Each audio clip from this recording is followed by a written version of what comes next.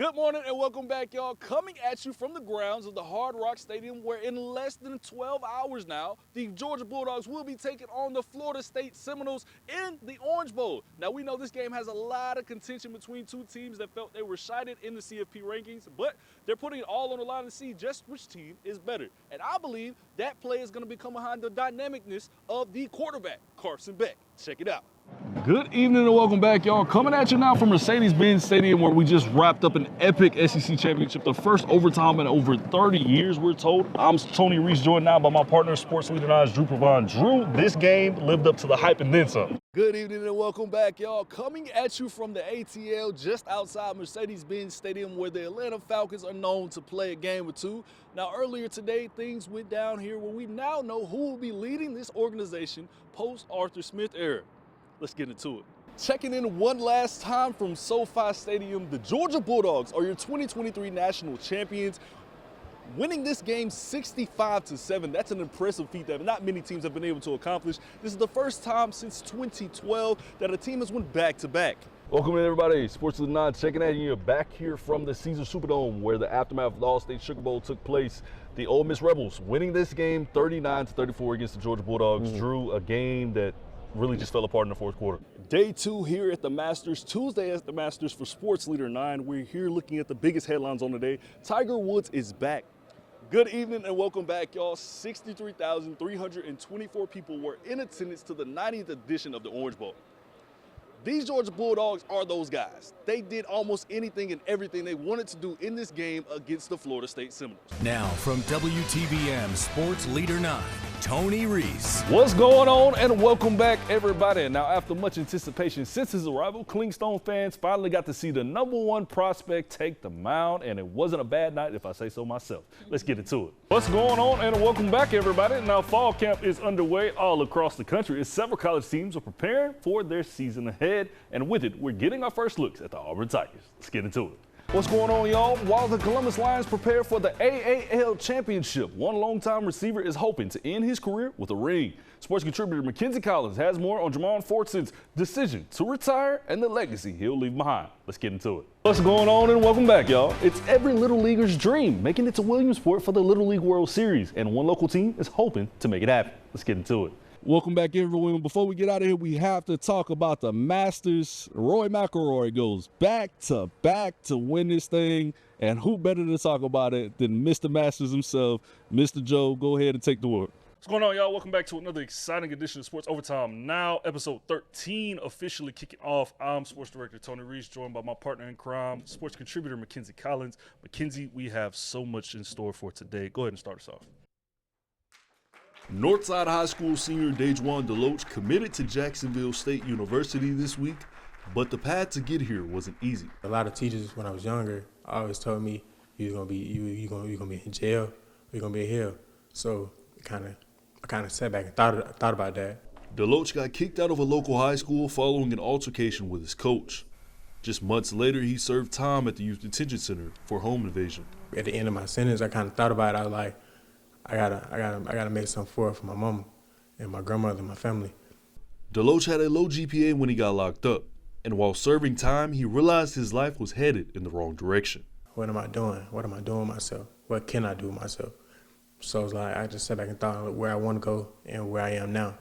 After Deloach got out, he was destined to turn his life around, focusing his attention back to the thing he was good at, the game of football. Football was a big thing for him. But bouncing back on the gridiron wasn't a smooth transition. My first school was Spencer. They told me that a better place for me is Northside. They took me in as a family and, taught me so much to being a young man and, being the person I am now. Deloach began to grow as a player under Northside's head football coach, Andrew Oropeza. I saw a young man that I knew was going to be a football player and was serious about football, to a young man that was doing his part in the classroom, holding himself to a standard from an academic standpoint and a behavior standpoint. Deloach then suffered a setback. When we first kind of crossed paths, he was kind of going through a knee injury at the time. Deloach tore his meniscus playing 7-on-7 prior to his senior year.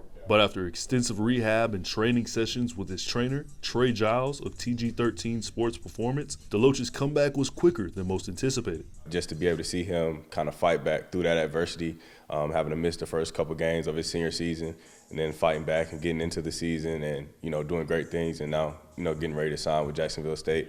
DeLoach embodies the saying, "It takes a village." Like I tell him every day and all day, keep God first, and he will succeed in life.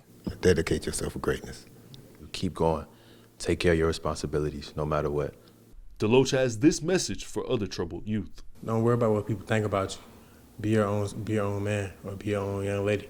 Adrian DeLoach is number 34, linebacker from Northside High School, going to Jacksonville State. Go Gamecocks, baby.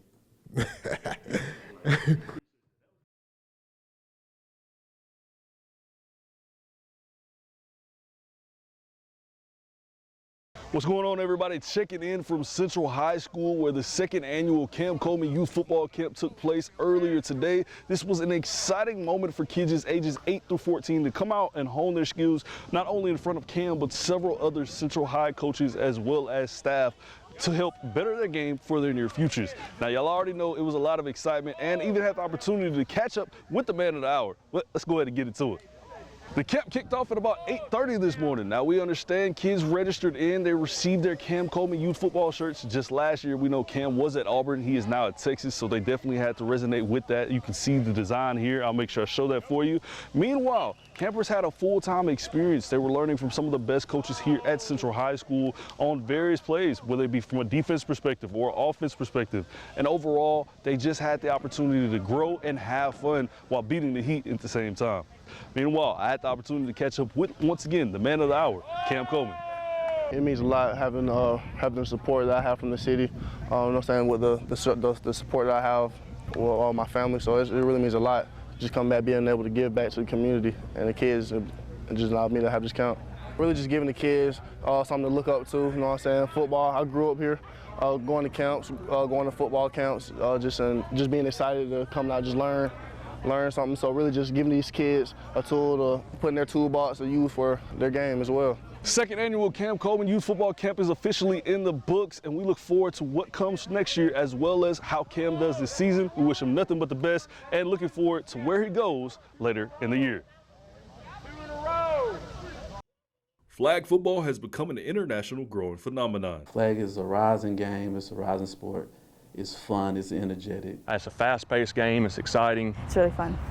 According to reports by the International Federation of American Football, 2.4 million kids under 17 are playing organized flag football in the United States, while millions more participate in flag globally. The game has made such an impact that it has been added to the 2028 Olympic Games. Here in the Chattahoochee Valley, many have seen firsthand the impact of this game, with dominant play over the years from several teams such as the Columbus Blue Devils, the Harris County Tigers, the Auburn Tigers, the Smith Station Panthers, even repeat championship caliber play out of the St. Anne Pacelli Vikings. There's no denying talent in this area is plentiful. This game has elevated so much so that now high school girls have the opportunity to pursue college playing options and even receive lucrative scholarships. Just this past season, nearly a handful of local girls received and accepted offers to play flag on the collegiate level. And out of all the programs across the valley, only one has had the honor to be crowned national champs: the Central High School Red Devils. The team, coached by Mitchell Holt, has not lost a game since 2022.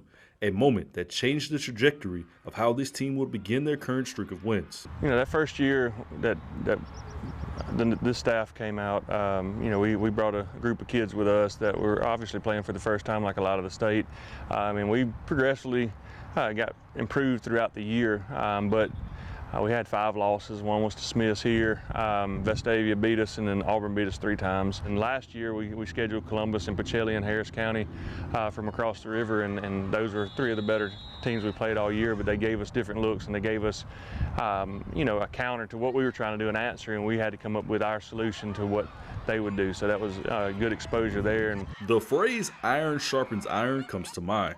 Pacelli would go on to win state. Columbus finished as state runner-up, and Harris County made a playoff run. Adaptation of football. It's not traditional football, but it's been modified that it can still be exciting, and these young ladies have a chance to go out and perform and impress people with their skills. If they were playing tackle on a 100-yard field and things like that, it wouldn't have the same excitement as the guys' game. But the modifications made to it allow them to go out there and showcase their skills in a similar fashion. With all the local talent, players are beginning to attract college attention from schools like Point University. Now, Point, a member of the National Association of Intercollegiate Athletics, more commonly known as the NAIA, is one of the few universities in the area that offers a program for girls to compete at the next level.